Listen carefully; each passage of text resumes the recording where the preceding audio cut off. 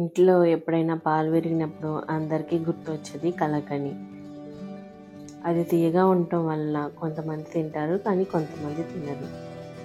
అలా కాకుండా ఇలాగా పన్నీర్తో చపాతీ చేస్తే అందరూ తింటారు. దానికోసం ముందుగా గోధుమ పిండిలో కొంచెం సాల్ట్ వేసుకొని, కొంచెం కొంచెం వాటర్ వేసుకొని చపాతీ ముద్దలా చేసుకోవాలి.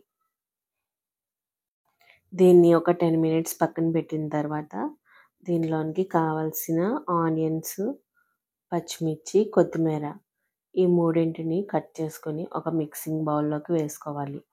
అలాగే టేస్ట్కి సరిపడా సాల్ట్, అలాగే కొంచెం మిరియాల పొడి, అలాగే కొంచెం నిమ్మరసం, కొంచెం జీలకర్ర పొడి ఇవన్నీ వేసుకొని ఒకసారి బాగా మిక్స్ చేసుకోవాలి. తర్వాత దీనిలోనికి పన్నీర్ని కూడా యాడ్ చేసుకోవాలి. పాలు విరిగిన తర్వాత పాల్లో ఉన్న వాటర్ అంతా తీసేసిన తర్వాత అయితే మనకైతే ఇలా గట్టిగా వస్తుంది. దీన్ని చిన్న చిన్న బాల్స్ కింద చేసుకోవాలి.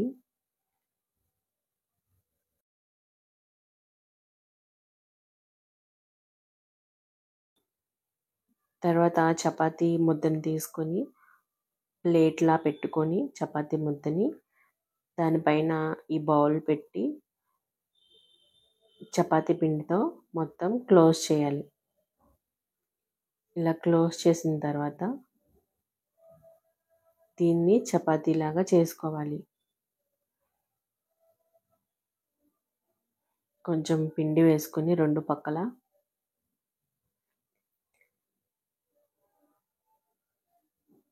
చపాతీలాగా ఒత్తుకోవాలి. ఇదైతే చాలా స్లోగా చేస్తూ ఉండాలి. ఎక్కువ ప్రెషర్ పెట్టకుండా స్మూత్గా అలా అంటే సరిపోతుంది.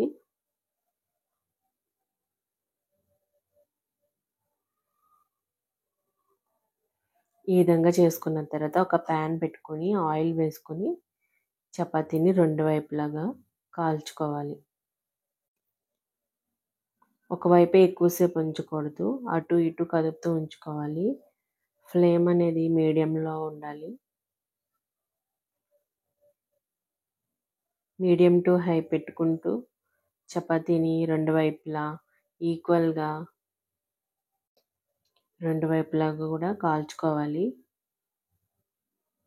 అంతేనండి, ఈ పన్నీర్ చపాతీ అయితే ఇలా చేసేసుకోవడమే అన్నింటినీ. దీనిలోనికి కర్రీ కోసం అయితే ఆనియన్స్, అలాగే ఆలు, అలాగే బ్రింజల్ కట్ చేసుకుని తీసుకోవాలి. అలాగే నానబెట్టుకున్న శనగలను కూడా తీసుకోవాలి.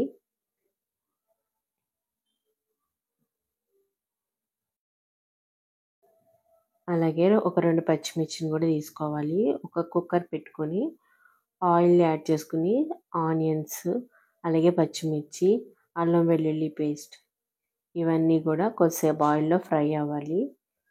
ఇవి ఫ్రై అయిన తర్వాత వంకాయ, బంగాళదుంప ముక్కలను కూడా యాడ్ చేసుకోవాలి దీనిలోనికి. ఇవన్నీ ఒకసారి బాగా కలుపుకోవాలి. తర్వాత నానబెట్టుకున్న శనగలను కూడా యాడ్ చేసుకొని ఒకసారి పచ్చివాసన పోయేలాగా అట్లా ఆయిల్లో ఫ్రై చేసుకోవాలి. ఇవి కొంచెం ఫ్రై అయిన తర్వాత ఒకసారి అన్నింటినీ బాగా మిక్స్ చేసుకోవాలి. తర్వాత టేస్ట్కి సరిపడా సాల్ట్ వేసుకోవాలి, అలాగే కారం కూడా వేసుకోవాలి. తర్వాత వీటిని అన్నింటినీ ఒకసారి బాగా మిక్స్ చేసుకోవాలి.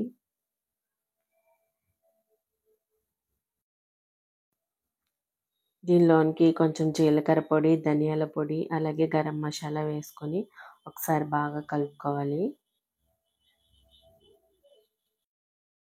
అలాగే కర్రీ బాయిల్ అవ్వడానికి కావాల్సినంత వాటర్ కూడా యాడ్ చేసుకోవాలి.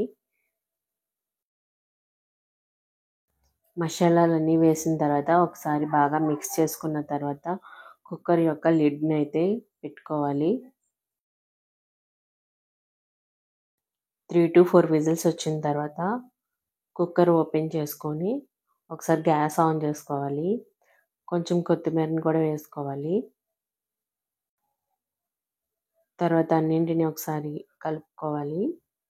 అంతేనండి, కర్రీ కూడా ప్రిపేర్ అయిపోయింది. ఇలా ఒక చపాతీ చేసుకుని తిన్నా కడుపు నిండిపోతుందండి. వీడియో నచ్చితే లైక్ చేయండి. Thanks for watching.